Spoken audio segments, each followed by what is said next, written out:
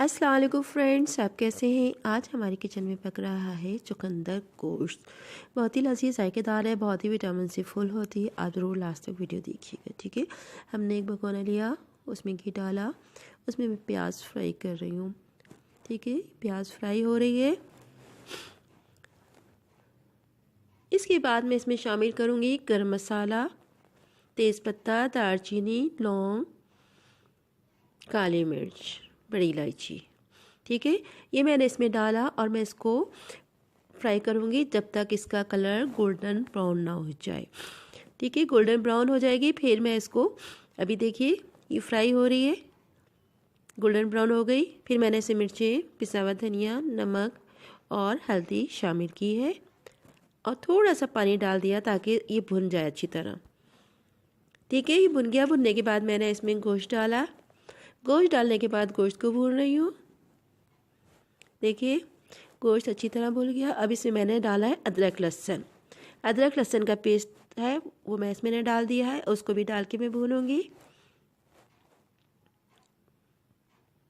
ये देखिए कितनी अच्छी खुशबू आ रही है मसाला भूनने की, कलर भी आ गया इसका मसाले का।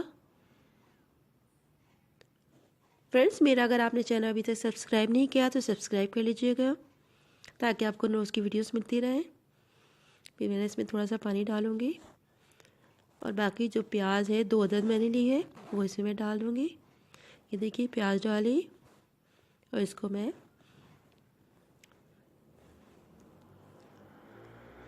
कवर करके थोड़ी देर बाद रख दूँगी और पानी डाला ताकि ये गोश्त गल जाए इसी पानी में।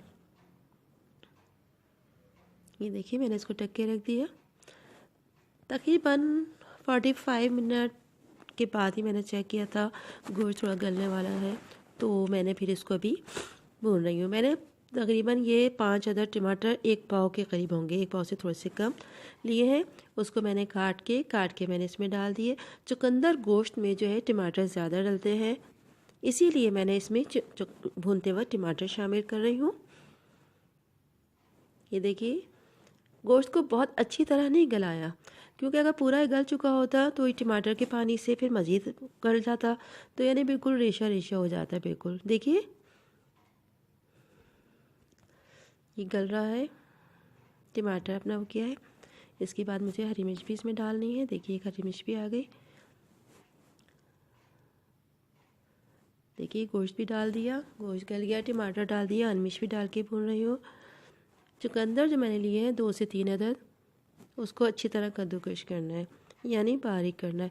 अक्सर लोग साबुत को स्लाइस करके वैसे ही डालते हैं, लेकिन मैं इसको जो बनाऊंगी आप देखिएगा, उसको कद्दूकश कर लूँगी, उसके बाद इसमें डालूँगी। देखा 3 अदद चुकंदर लिए, छिलका उतार दिया, उसको धो लिया। धोने के बाद इसको देखिए मैंने कश कर लिया, कश कर लिया है। उसके बाद जब गोश्त भुन गया तो मैं इसमें डाल रही हूँ चुकंदर कश किए हुए।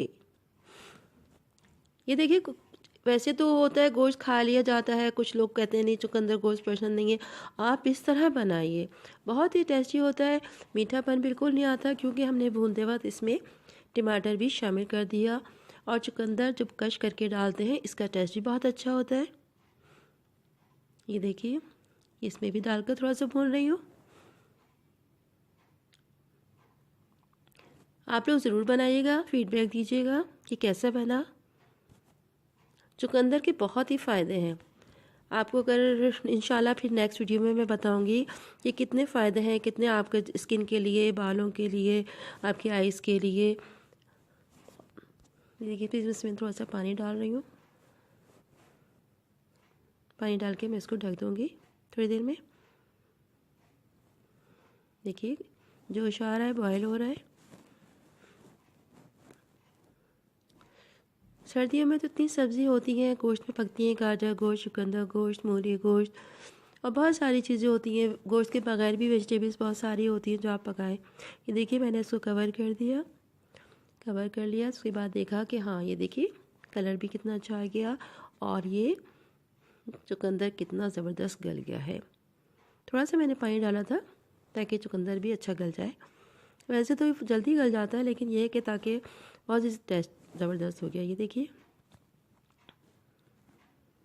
या मज़ा।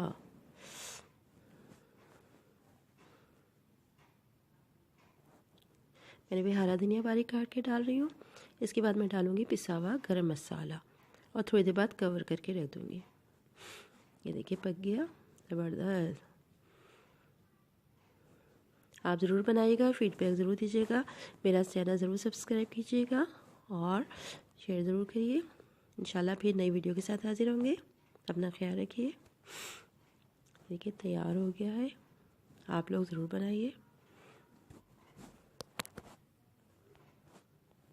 खुशबू भी बहुत अच्छी आ रही है।